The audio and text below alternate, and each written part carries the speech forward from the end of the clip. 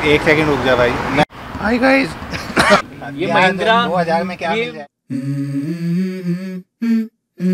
Let's go. I wake up to a little bit of drool on my pillow, feel like it's gonna be a bad day.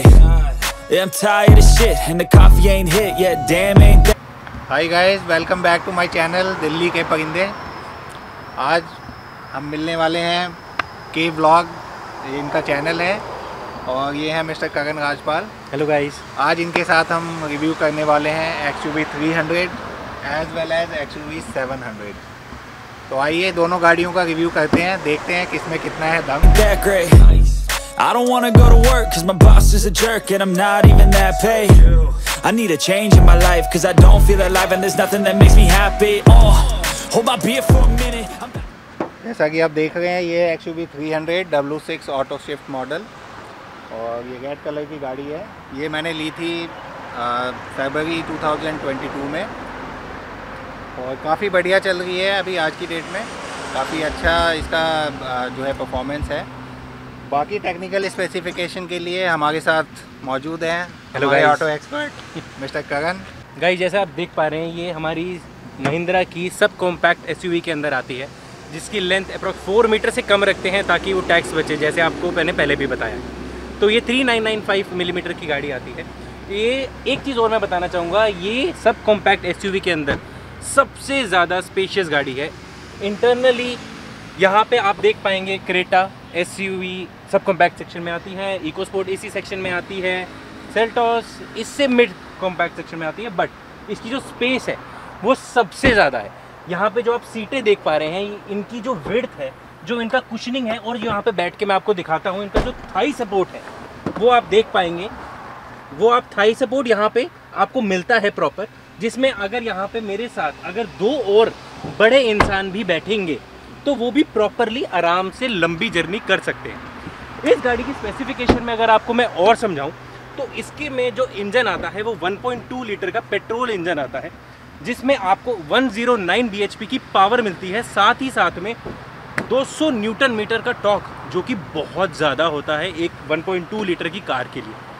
अगर आपको आगे देखना है, मैं आपको इसका ऑटो शिफ्ट दिखाता हूँ। ये ऑटोमेटिक गाड़ी तो है, बट इसके अंदर एक छोटी सी कमी है। वो क्या है वो मैं आपको अंदर बैठ के बताता हूँ। एक बार आइए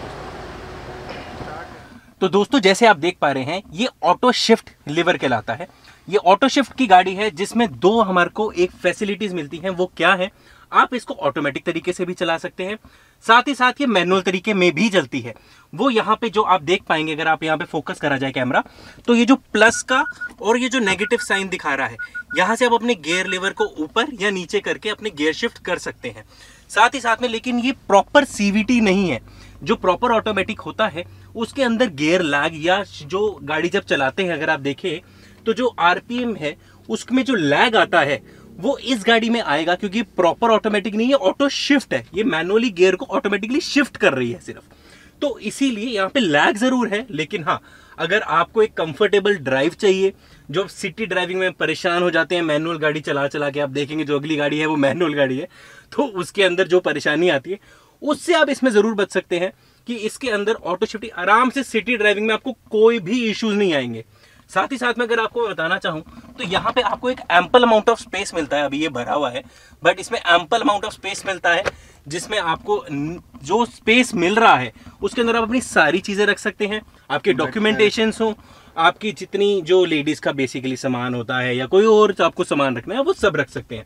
हाँ, इस गाड़ी में एक चीज़ की मुझे कमी जो लगी थी वो ये लगी थी, जब आप गाड़ी चलाएं तो गाड़ी चलाते हुए ये जो गाड़ी है, इसके जब गियर शिफ्ट्स होते हैं ना, उसमें आपको पता चलता है और एक जर्क मिलता है।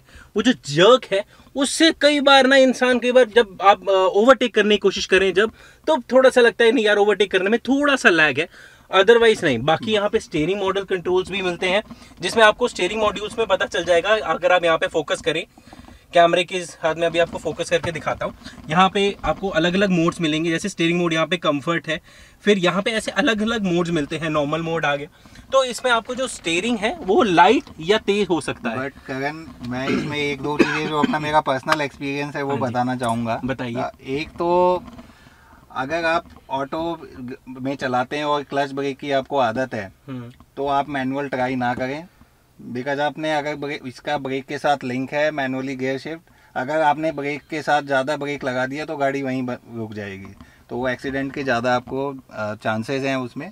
तो इसलिए अगर आप ऑटो पे चलाते हैं और ज़्यादा आप एक्सपर्ट नहीं हैं तो सिर्फ ऑटो मोड पे ही चलाएं, उसमें मैनुअल ट्राई ना करें। अच्छा, उसमें आपका एक्सीडेंट होने का चांसेस है। दूसरा मुझे जो एक छोटी सी कमी लगी है, जो स्पेस है इसमें, दिस इज़ वेरी लिमिटेड और बहुत छोटा स्पेस दिया है गाड़ी का साइज़ देखते हुए, क्योंकि इसमें ज़्यादा आप कुछ भी इतना बड़ा स्पेस नहीं है जितना ये लग रहा है। बट आप जो देखें अगर जो मैं देख पा रहा हूँ यहाँ पर ये सब आप यहाँ पे कॉम्पैक्ट सेक्शन के हिसाब से ठीक है। यहाँ अगर आप बॉटलिंग रखेंगे तो ये वो तो अटकेगा, यहाँ डोर स्पेसिस हो गए। डोर स्पेसिस में तो मैं भी आपकी बात मानता हूँ, यहाँ पे डोर बॉटलिंग जहाँ पे आपको 1 लीटर की बोतल रख सकते हो वहाँ पे सिर्फ ये 500 ml तक का ही स्पेस दे रखा है, तो ये वहाँ पे मेंशन भी होगा मेरे हिसाब से। यही ड्रॉबैक है इसका गाड़ी के अंदर। बाकी स्पेस वाइज और परफॉर्मेंस वाइज गाड़ी इज कूल, बहुत बढ़िया है और बहुत ही अच्छी गाड़ी है ये। नहीं, कंफर्टेबल से भी मैं ये कहना चाहूंगा, जो इसकी सीटिंग पोजीशन है, अगर आप इसमें चेक करें जो इसकी सीटिंग पोजीशन है, और अगर मैं यहाँ पे बैठा हूँ तो मैं पूरे कंफर्टेबल जोन में बैठा हूँ, मुझे कहीं पे भी कोई भी ऐसी कमी नहीं लग रही है कि कोई स्पेस कंस्ट्रेंट है या कुछ ऐसा है। बहुत अच्छी स्पेस है इस गाड़ी में, जो स्पेस मैनेजमेंट करा गया है महिंद्रा की तरफ से इस गाड़ी में, वो अप टू द मार्क है। 6-6.5 फीट का बंदा आराम से बैठ सकता है, पाँव में कोई प्रॉब्लम नहीं है।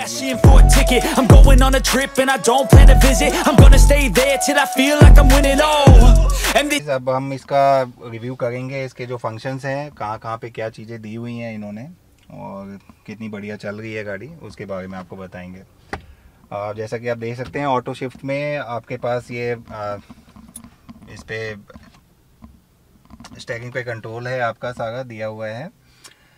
एंड आपका यहाँ इस फीचर्स में आप आएंगे, यहाँ पे दिस इज़ आफ्टर मार्केट मैंने ये लगाया हुआ है। ये आपको महिंद्रा में इसका एंड्रॉयड ऑटो मिलेगा नहीं, ये एंड्रॉयड का सिस्टम आपको बाहर से लगवाना पड़ेगा, तो ये बाहर से हमने लगवाया हुआ है। ये मेटालिक जो भी आप इसमें देख रहे हैं चीज़ें लगी हुई हैं, ये सारी आफ्टर मार्केट है। इसमें महिंद्रा इसमें आपको कुछ भी लगा के नहीं देता है। ये ये डोर पे जितना भी आप देख रहे हैं कंट्रोल सारे इसमें आपको मिल जाएंगे। दोनों इसके ग्लासेस के कंट्रोल्स हैं, चाइल्ड लॉक है, एवरीथिंग इज़ देयर।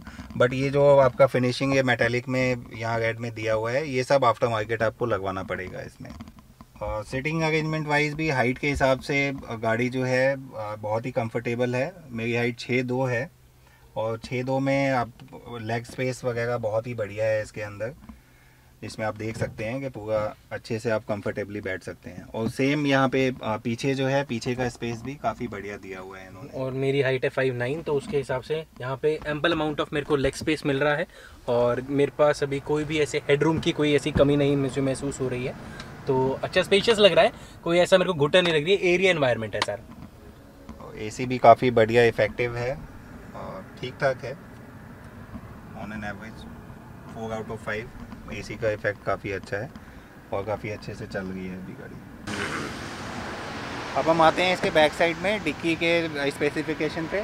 इसमें डिक्की स्पेस बहुत ही कम है गाड़ी के हिसाब से और गाड़ी के प्राइस के हिसाब से, जो मुझे लगता है कि ज़्यादा स्पेस इसमें होना चाहिए था। नॉर्मल बलेनो में जो है वो 330 के करीब स्पेस इसमें मिल जाता है, यहाँ पे इन्होंने सिर्फ 260 का दिया हुआ है। तो सारा का सारा स्पेस जो है उन्होंने आगे शिफ्ट कर दिया है, डिक्की को कम कर दिया है। दूसरा ड्रॉबैक इसमें ये है कि ये W6 मॉडल में इन्होंने कैमरे का स्पेस तो दिया हुआ है, बट यहाँ पे कैमरा लगा के नहीं देते हैं।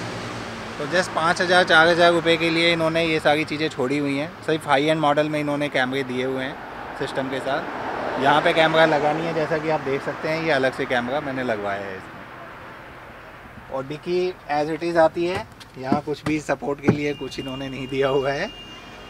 ये मैंने बाहर से लेके मंगवाया है और इसको यहाँ पे मैंने डिक्की के लिए लिया है और ये सिर्फ बिलो 1000 रुपीज़ में मिल जाता है गाइस। तो ये महिंद्रा वालों ने दिया क्यों नहीं है ये समझ नहीं आता। तो ये ऐसी गाड़ी देने का क्या मतलब है? ऐसी गाड़ी देने का अगर 12.5-13 लाख रुपए खर्च कर गए हैं और डिक्की में कुछ भी सपोर्ट नहीं है यहाँ पे, तो उसका कोई लॉजिक समझ नहीं आता है जो इन्होंने दिया हुआ है यहाँ पे। और ये चाहें तो ये 1000-2000 में ये लगा के यहाँ पे दे सकते हैं, जैसे कि आप देख रहे हैं। ये आप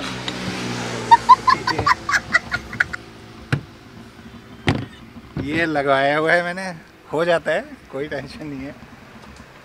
तो डिक्की का स्पेस काफ़ी, इसमें काफ़ी बैक स्पेस बहुत कम है, 1-2 सूटकेस आपके आ सकते हैं कंपैरेटिवली जो इस सेगमेंट में गाड़ियाँ हैं उस हिसाब से मुझे तो बहुत कम लगा। इनफैक्ट बलेनो जो छोटी गाड़ियाँ हैं उसके मुकाबले भी बहुत कम है। लेकिन अगर आप देखें तो इसमें जो डिक्की का जो स्पेस है वो कम इसीलिए करा गया क्योंकि बाकी जो स्पेस है वो बढ़ा दिया यार, जिसको अगर चाहिए जो ज़्यादा मान लो सामान लेके चलता है उसको तो दिक्कत होगी ना। लेकिन आप ये भी तो सोचें कि अगर इस सब कॉम्पैक्ट सेक्शन में ये गाड़ी आती है जिस सेगमेंटेशन की गाड़ी है, दिया ये बताओ, ये वाली चीज ये क्यों नहीं दिया इन्होंने? देखो ये ना बूट लगेज कवर कहलाता है बेसिकली, ये क्यों नहीं दिया है? ये उन्होंने नहीं दिया। ये आज तक मैंने किसी गाड़ी में नहीं देखा कि नहीं लगा हो।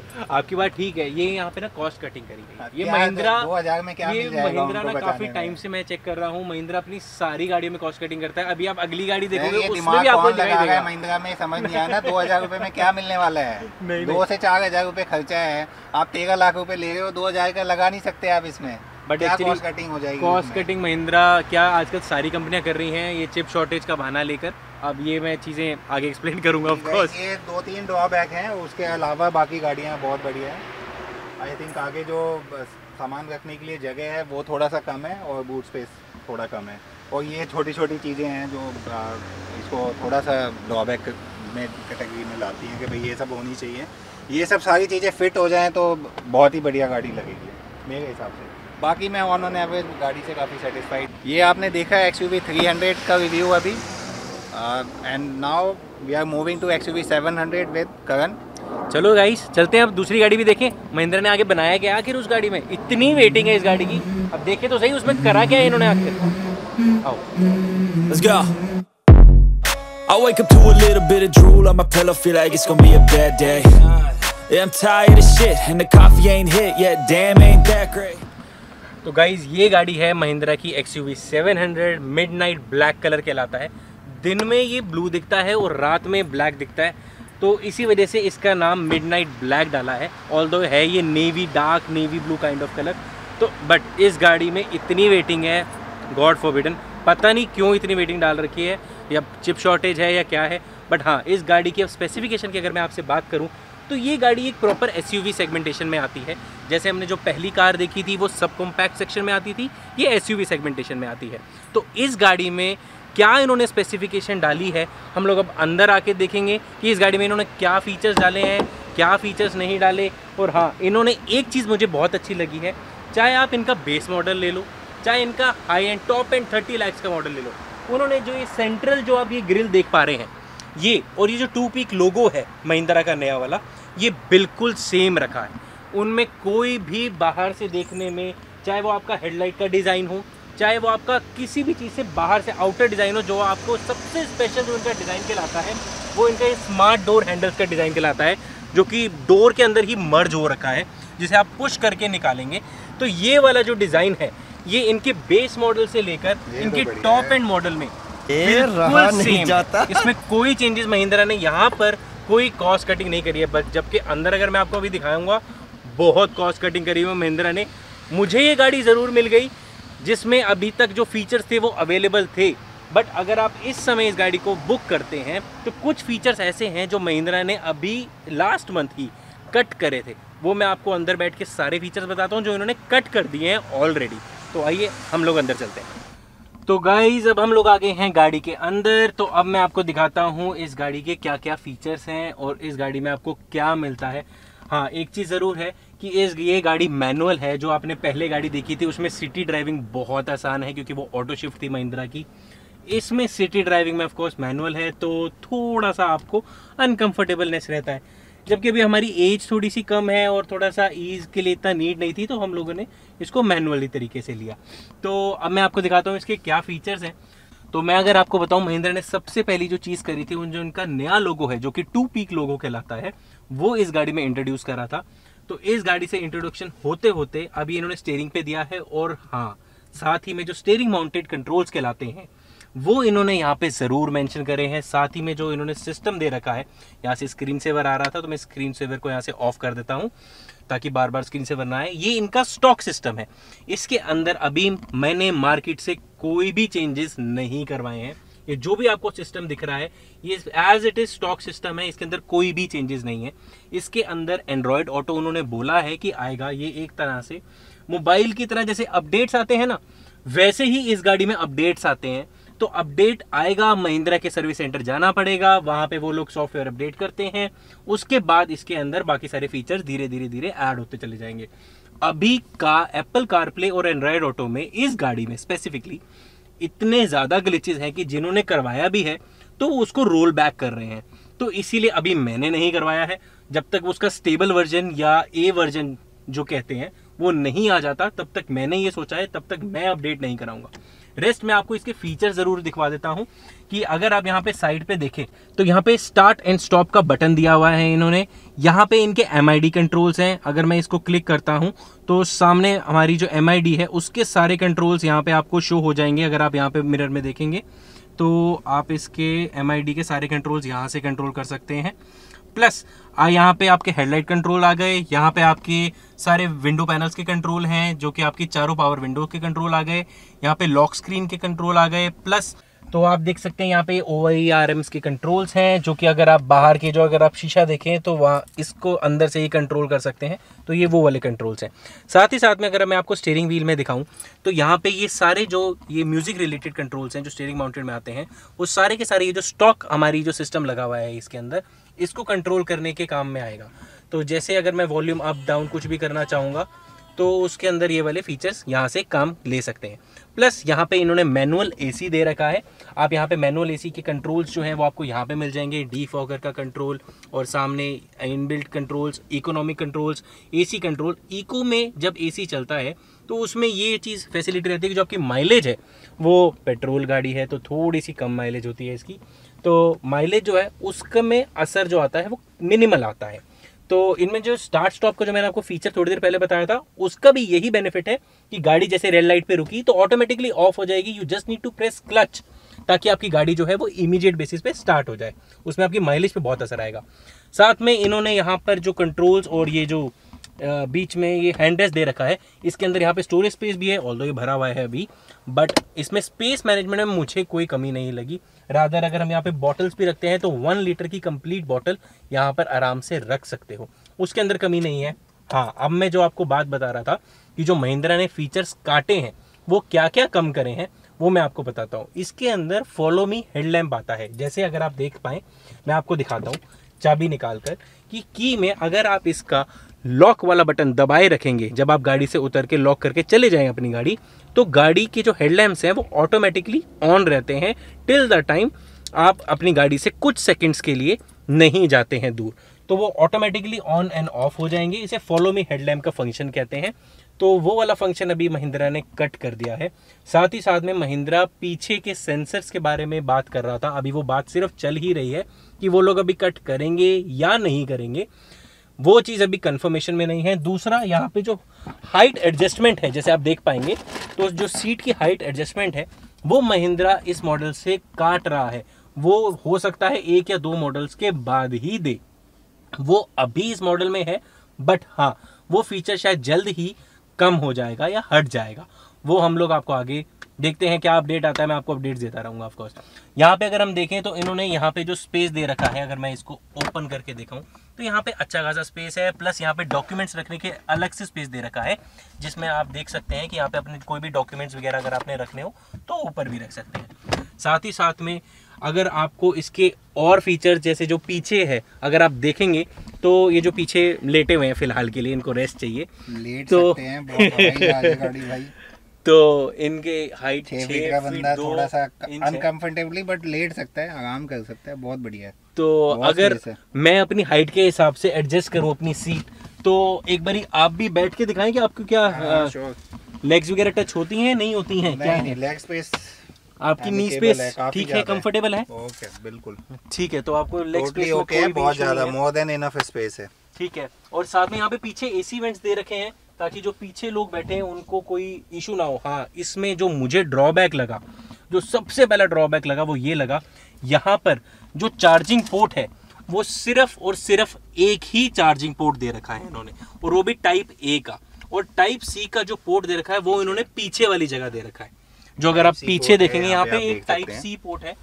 ये सिर्फ पोर्ट जो है ये बहुत कम है इस गाड़ी में, तो ये सबसे बड़ा ड्रॉबैक है। अगर आपको चार्ज करना चाहें तो चार्जिंग इश्यूज जरूर आएंगे। हाँ, जो 12 वॉट का चार्जर या सॉकेट जो होता है गाड़ी के अंदर, अगर आप इस पूरी गाड़ी में ढूंढेंगे ना, आपको कहीं नहीं मिलेगा। है ही नहीं।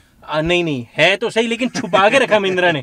महिंद्रा ने कहाँ छुपाया है ना, अब मैं आपको बाहर निकल के दिखाता हूँ कि महिंद्रा ने वो छुपाया कहाँ है। बाहर से कैसे चार्ज करेंगे? आप देखो तो सही, पीछे जाके लगाया उन्होंने ये वाला पोर्ट। आओ आपको मैं पीछे दिखाता हूँ। गाड़ी रोक के पीछे जाके चार्ज करना पड़ेगा। तो गाइस अब हम देखते हैं इसकी जो बूट स्पेस है वो कितना है, और एक सरप्राइज भी है बूट में, दिखाता हूँ। देखिए तो ये बूट में ये मेरी गाड़ी में तो बूट स्पेस नहीं है 300 में, यहाँ तो बूट ही बूट है। तो ये 6 फुट 2 इंच का इंसान यहाँ पे लेटा हुआ है। बूट स्पेस बहुत है इस गाड़ी में, क्योंकि ये मैंने 5 सीटर कार ली है। मैंने इसमें 7 सीटर नहीं ली, क्योंकि 7 सीटर मुझे जो लगता है ना, वो ये लगता है वो ना प्रैक्टिकल कार नहीं है। अगर आप 7 सीटें खोल के साथ बंदों को ले जाओगे, उनका सामान नहीं आएगा।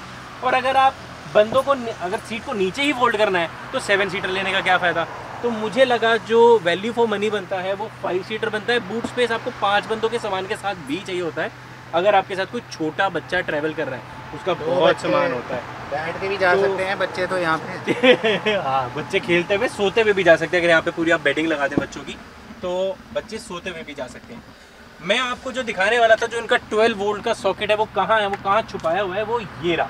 आप ये देखिए, इन्होंने यहाँ इतनी पीछे इन्होंने ये 12 वोल्ट का सॉकेट लगाया हुआ है, जो कि इन्होंने जो मुझे बताया था at the time of delivery कि ये टायर इन्फ्लेटर जब आप यूज़ करेंगे तब आप ये वाला यूज़ कर सकते हैं। बाकी पूरी गाड़ी में सिर्फ 2 ही सॉकेट्स मिलते हैं जिससे आप चार्ज कर सकते हैं, जिसमें आपको टाइप ए और एक टाइप सी मिलता है। ऑफ कोर्स आपको पता है आज की डेट में टाइप ए बहुत कम रह गया है। इनफैक्ट अगर iOS में भी जाएँ तो वो भी टाइप सी पे शिफ्ट हो रहा है इसी साल से।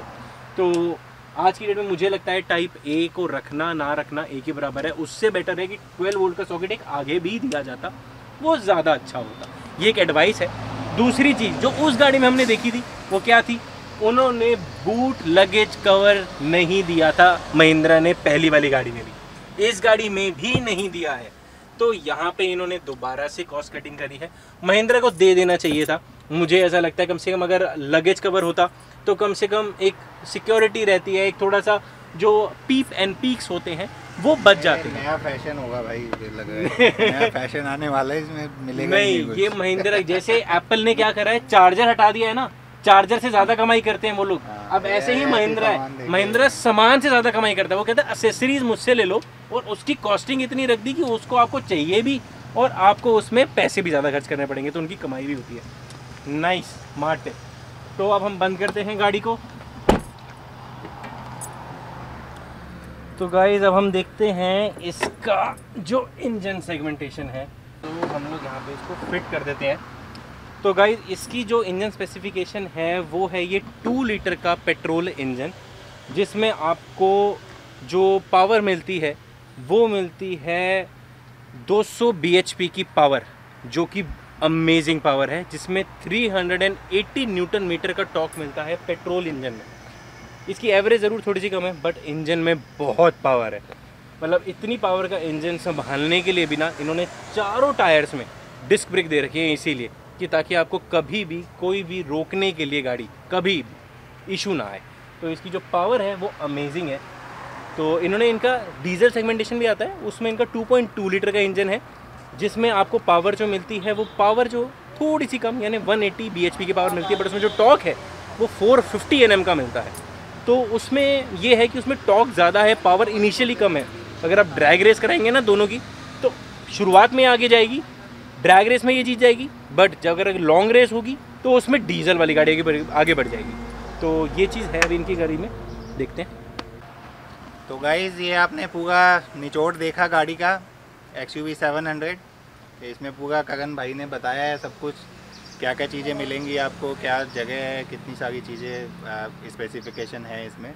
अब भैया असली बात तो ये है कि ये देती क्या है, ये बताओ। ये तो आपने वही क्वेश्चन पूछ लिया जो पहले मारुति की जो गाड़ी आया करती थी या जो अभी भी आती है मारुति सेगमेंटेशन, हवाई जहाज जैसा फ्यूल खाता होगा, उसमें हमेशा से यही क्वेश्चन रहा है। जो पहले एक ऐड आती थी, पेट्रोल खत्म ही नहीं होता, वही वाली ऐड वाली क्वेश्चन पूछ लिया आज आपने मुझसे। खत्म ही हो गया है। इसमें उल्टा है, इसमें खत्म हो जाता है। इसमें जो पेट्रोल की इंजन के हिसाब से मैं आपको बताऊं तो इसमें ड्राइवर टू ड्राइवर डिपेंड करता है। अगर आप लाइट फुटेड ड्राइवर हैं तो उसमें 13 to 14 ये MID में शो करती है। टैंक टू टैंक ज़रूर थोड़ा बहुत 1 से 1.5 का फ़र्क ज़रूर आएगा, बट हाँ अगर आप ये झूझा वाली ड्राइविंग चल करेंगे ना तो उसके अंदर ये 8 से ऊपर का एवरेज कभी नहीं देगी। और हाँ अगर आप झूझा वाली ड्राइविंग करते हैं तो उसमें आप एवरेज के बारे में सोचेंगे भी नहीं। फिर वो कोई भी गाड़ी हो वो ऑटोमेटिकली तो कोई भी नहीं रहती है, हाँ, आप रैश ड्राइव करते बट हो हाँ तो लाइट नहीं फुटेड देगी। अगर आप ये देखेंगे तो लाइट फुटेड में 13 to 14 ये एवरेज पेट्रोल में ये दे जाती है। हाँ टैंक टू टैंक मैंने अभी भी नहीं नापा क्योंकि अभी ये 2000 किलोमीटर ही चली है, तो मेरे को मौका नहीं मिला है कि इसको टैंक टू टैंक नापूं। बट हाँ टैंक टू टैंक में 1 से 1.5 के माइलेज का ज़रूर फ़र्क आता होगा। तो गाइज़ एक चीज़ जो मुझे इसमें ड्रॉबैक लगा है, जो मुझे एक्सपेक्टेड नहीं था पर्सनली कि नई गाड़ी में महिंद्रा में ऐसा कुछ होगा जब आप इतने पैसे स्पेंड करते हैं। तो ये जो सिस्टम आप देख पा रहे हैं, इनका जो स्टॉक सिस्टम है इसके अंदर कोई चेंजेस नहीं है। तो ये सिस्टम जो है ये क्रैश हो गया था। मतलब मैंने यहाँ से अपनी जो चाबी है वो पूरी घुमाई, पूरी बंद करी, सब कुछ ऑन ऑफ, बाहर गेट से बाहर निकला, रीसेट कर दी, बट गाड़ी का सिस्टम ये क्रैश था। मैं आपको इसकी क्लिप जो है वो ऊपर ज़रूर डाल दूंगा, आप उसमें चेक कर पाएंगे। बिल्कुल ब्लैंक हो गया था ये सिस्टम, और यहाँ पे ना MID के कोई कंट्रोल्स आ रहे थे, ना कि ये एंड्रॉयड सिस्टम के, I am sorry Android system नहीं है अभी तक, अभी अपडेट नहीं आया है। हाँ लेकिन जो सिस्टम है इसके कोई भी यहाँ पे लाइट तक नहीं थी, पूरा का पूरा ब्लैक स्क्रीन थी। तो ये मुझे ज़रूर लगता है कि अभी टेक्निकली ये थोड़ा सा ना, इतने कहते तो हैं ये टेक्निकली सेवी गाड़ी है और बहुत सारी एडवांस फीचर्स दे रखे हैं, बट हाँ इसके अंदर कुछ अभी तक ग्लिचेस हैं जो अभी तक ठीक नहीं हुए हैं। और ये मेरे साथ नहीं, ये ऑलमोस्ट सारी XUV में आप अगर उसके पोस्ट्स में जाएंगे आप चेक कर पाएंगे कि इसके अंदर ये इशू है, जिसमें ये महिंद्रा वालों ने इतना भी करा। जब मैंने उन्हें बताया, मैंने उन्हें कंप्लेंट करी, उनकी तरफ से मुझे कॉल बैक आया, उन्होंने सारा सिस्टम फ्लैश करके मुझे वापस भी दी गाड़ी। उसके बाद से अभी तक इशू नहीं है। बट हाँ जब आप नई गाड़ी ले, इमीडिएट बेसिस पे आपको पता चला आप रात को कहीं जा रहे हैं, चलते चलते आराम से पूरा सिस्टम क्रैश हो जाए, तो आपको भी एक बारी को लगेगा कि ऐसा क्यों हुआ। और तो उन्होंने बताया कि ये सॉफ्टवेयर इशू था। इस गाड़ी में सॉफ्टवेयर इशूज़ हैं, मैं अभी भी आपको बोलूँगा, आपको जब भी इसका स्टेबल वर्जन आएगा तभी अपडेट करें, बिना स्टेबल वर्जन के अपडेट ना करें, कोई भी बीटा सॉफ्टवेयर अपडेट पे ना जाए। तो गाइस अब हम आगे का इसका पोर्शन डिस्कस कर लेते हैं। इनकी लाइट्स जो हैं, फॉग लैम्प लाइट और ये जो आगे का हेडलाइट है, इसमें इन्होंने जो लाइट का दिया है वो नॉर्मल लाइट है, आपको LED लाइट नहीं मिलेगी। पहला तो ड्रॉबैक ये है इसमें लाइटिंग में। दूसरा ये जो है मैंने आफ्टर मार्केट लगाया है, ये साइड में आपका ब्लैक वाला पैनल लगता है, ये मैंने आफ्टर मार्केट लगवाया था विद LED। इसमें ओरिजिनली हैलोजन लाइट नॉर्मल लगी हुई थी, जो आप अगर गाड़ी रात में चलाएंगे तो उसमें आपको लाइट दिखेगी नहीं, सड़क ही नहीं दिखती है। तो नॉर्मल अगर आप महिंद्रा की गाड़ी ले रहे हैं XUV 300, कोई सा भी मॉडल आप W8 से नीचे लेते हैं, उसमें हैलोजन लाइट ही लगी हुई मिलेगी। और हैलोजन लाइट की जो लाइटिंग है वो आपको रात में बहुत मुश्किल होती है गाड़ी चलाने में। तो मुझे ये चेंज करना पड़ा LED लाइट में आफ्टर मार्केट। और ये LED मैंने ये लगवाया था, बट इसमें इसके अंदर ड्रॉबैक ये है कि आपको ये पूरा सेट लगवाना पड़ेगा इसका लाइट का विद LED, अगर आप बाहर से लगवाते हैं तो। बिकॉज अगर ये अलग अलग आप पार्ट लगवा गए हैं और LED अगर आपने बैटरी से कनेक्ट कर दिया है तो इसका फ्यूज़ का इशू चालू हो जाता है, इसका फ्यूज़ आपका उड़ जाएगा, गाड़ी बंद हो जाएगी। ऐसे तो नहीं होता है। ये LED पैनल से इसका कुछ क्रॉस कनेक्शन है बैटरी के साथ, ये पावर इतनी ले नहीं पाती है इसमें, तो इस वजह से इसको मुझे इसका लाइट अभी फ़िलहाल हटवाना पड़ा है वहाँ से, और ये जस्ट ये शो पीस के लिए दिख रहा है। तो अगर आपको लाइट लगवानी भी है तो ये पूरा सेट आपका चेंज होगा W8 का, जो कि अराउंड 30,000 के करीब है। पूरा सेट आपका ये पैनल के साथ चेंज करके वो लगवा देंगे आफ्टर मार्केट। अगर आप सिर्फ लैंप और ये लगवाना चाहते हैं तो सिर्फ LED लैंप आप लगवाइए, ये पैनल आप मत लगवाइए इसके साथ, बिकॉज इसके साथ आपको इश्यूज आएंगे। तो भाई उस गाड़ी का हमने जो देखा है एवरेज क्या देती है, तो अब आप भी बताएं ये गाड़ी आप इतने टाइम से चला रहे हैं तो ये देती क्या है एवरेज आखिर? ये गाड़ी उससे ज़्यादा ही देती है। ठीक है, ये गाड़ी ऑटो शिफ्ट है, बट उसके बावजूद ये नॉर्मल आप अच्छी ड्राइव करते हैं सिटी में तो आपको 14-15 की एवरेज आपको दे देगी, आराम से 14 तो देगी। लाइट फुटेड में 14-15 आराम से, गैस भी चलाते हैं तो 11-12 मिल जाएगी। हेवी ड्राइवर इसमें जरूर आए। हाईवे पे ये आपको गाड़ी कम से कम 18 से 20 की एवरेज देती है नॉर्मल ड्राइविंग में। 80 की स्पीड में रखिए गाड़ी, नॉर्मल चलाइए, ये 20-22 की एवरेज आपको आराम से देगी हाईवे पे। 20-22 बहुत बढ़िया, बहुत अच्छी है भाई। अगर 80 to 100 की स्पीड में अगर आप चलाते हैं 20-22 की एवरेज मेरे हिसाब से की एवरेज आराम से देगी। तो गाइस ये था हमारा रिव्यू, जेन्युइनली जो हमने गाड़ी चला के देखी है अबाउट XUV 300 एंड XUV 700। तो आपको अब ये हमारा पहला ही वीडियो है गाड़ियों के बारे में, इतनी ज़्यादा नॉलेज है नहीं मुझे पर्सनली, करण भाई को तो काफ़ी नॉलेज है। नहीं इतनी मुझे भी नहीं है, इतनी नॉलेज नहीं है। तो ये उस हिसाब से कोशिश थी आपको जेन्युइनली फीडबैक देने की एज ए एंड यूज़र कि भाई गाड़ी का क्या स्टेटस है, कितना किस हिसाब से चल रही है, और कोई छोटी मोटी गलती हो तो आप कमेंट करके ज़रूर इसमें बताइएगा ताकि हम आगे उसको इम्प्रूव कर पाएँ।